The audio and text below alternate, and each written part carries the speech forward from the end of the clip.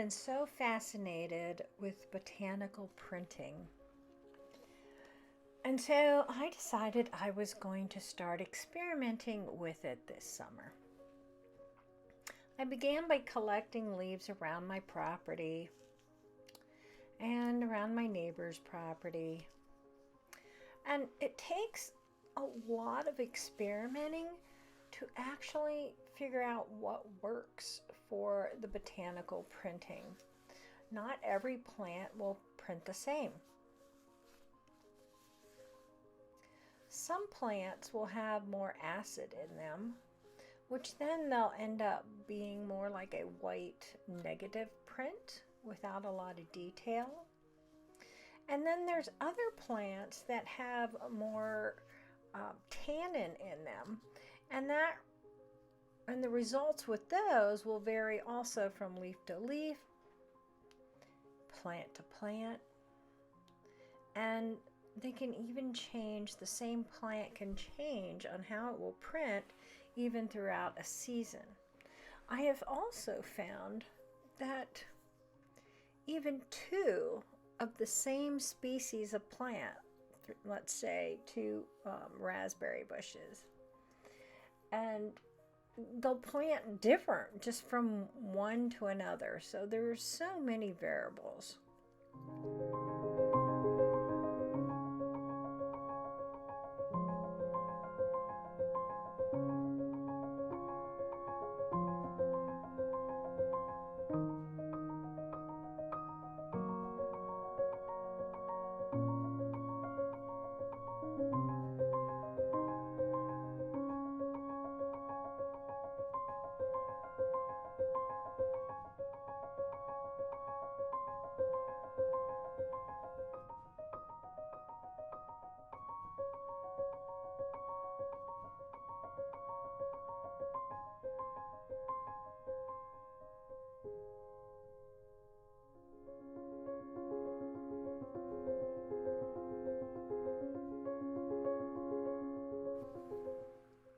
So as I work with the plants and pull some of the leaves off so that way you can get better detail on the leaves that are very crowded, I also contemplate on how to arrange them. And I don't want to take, 20 different types of plants and put on one fabric. So I always think, in composition, threes are always good, and odd numbers. So I always pick a few different plants and then I'll repeat them. And I always start with the largest leaves first because they're going to take up the most amount of room, and I make them go different directions and turn them around, and then gradually work into the medium and into the smallest ones where I'm adding like little petals in between here and there. It's continually an experiment.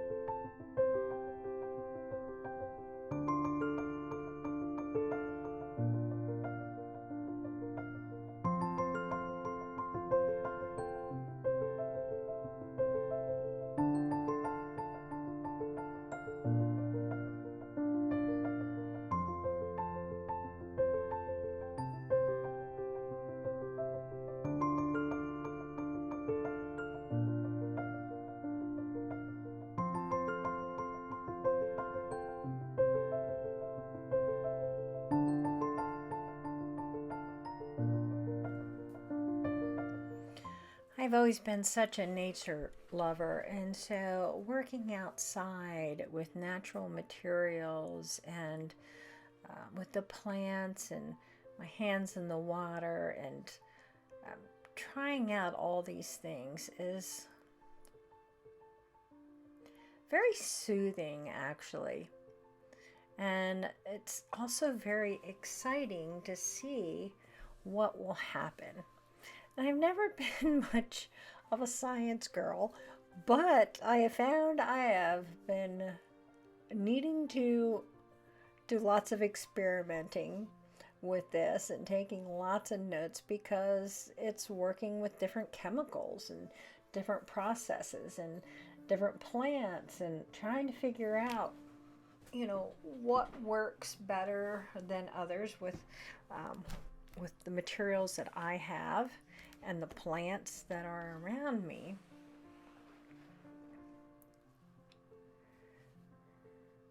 And so it's a constant back and forth, and I'll even try some plants, same plant, thinking it's going to print the same on the next one, and it doesn't.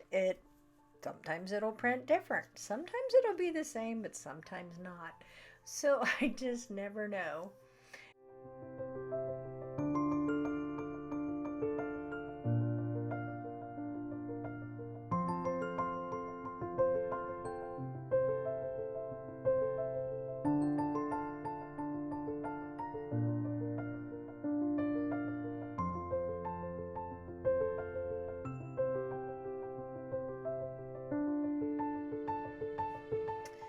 And this is chestnut extract that I'm using, and I really like this.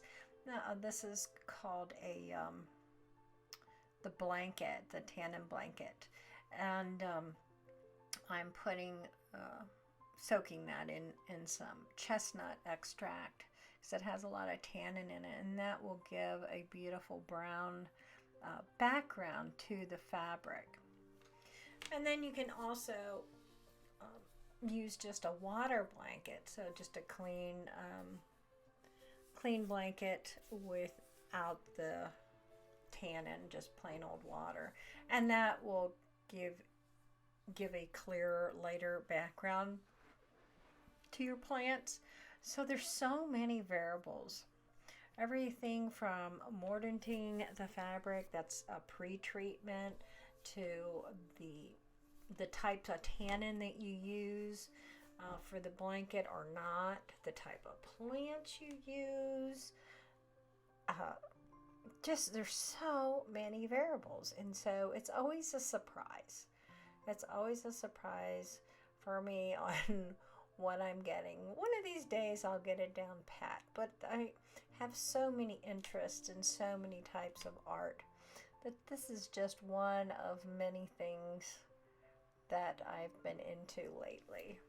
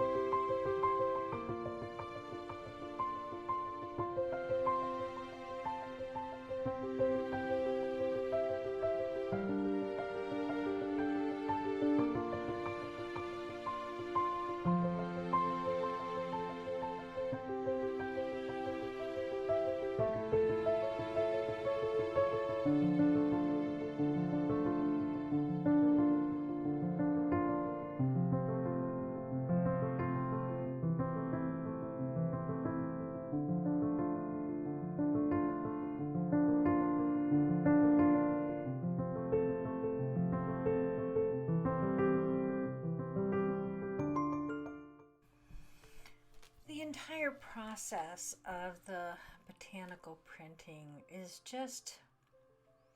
it just feels really good because you're working with nature, and nature is so unpredictable, but yet there's something about just working outdoors and experimenting with new things and working with the plants and seeing what will happen. And my little Mally boy, He loves being in the midst of everything.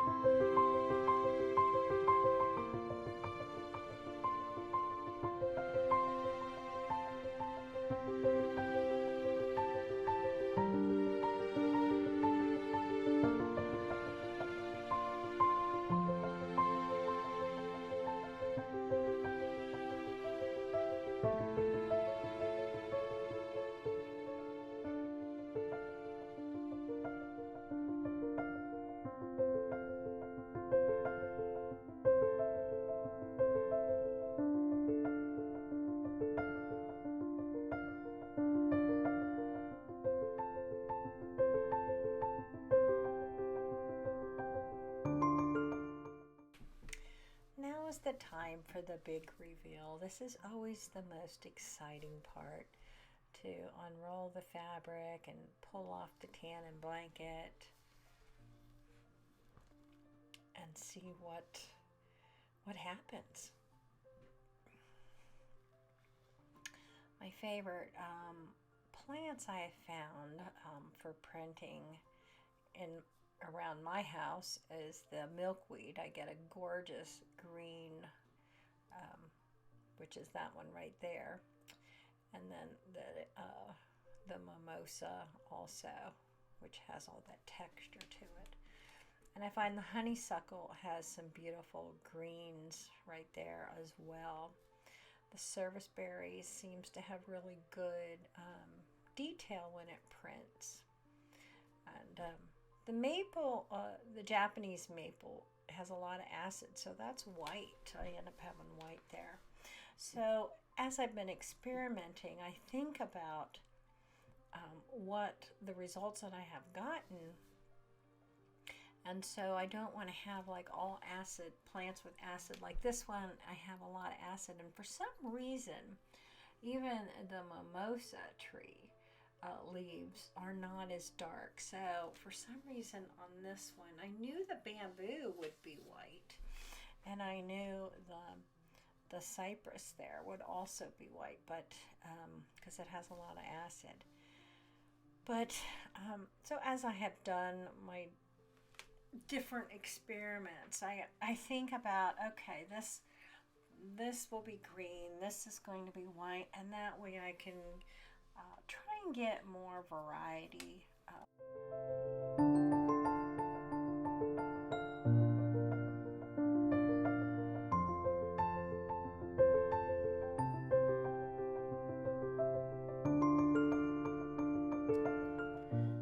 Now on this print, I used a water blanket, and that's why the background is so much lighter.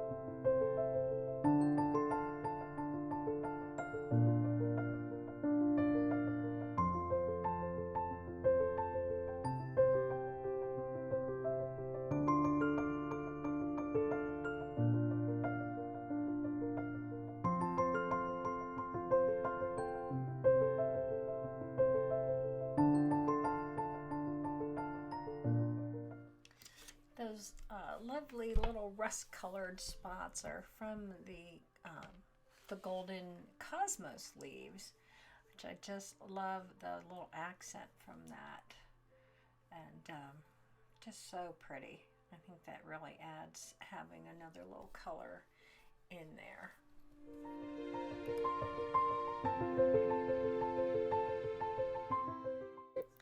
I found that it's really important to be taking notes from everything from the mortating process to the tannin blankets to the types of plants that you use.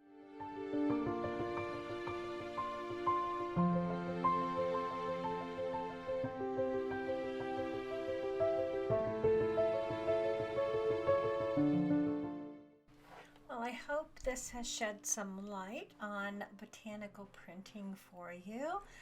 And if you'd like to see some more videos, please like and subscribe to my channel. And I hope to see you back here soon. Bye, everybody.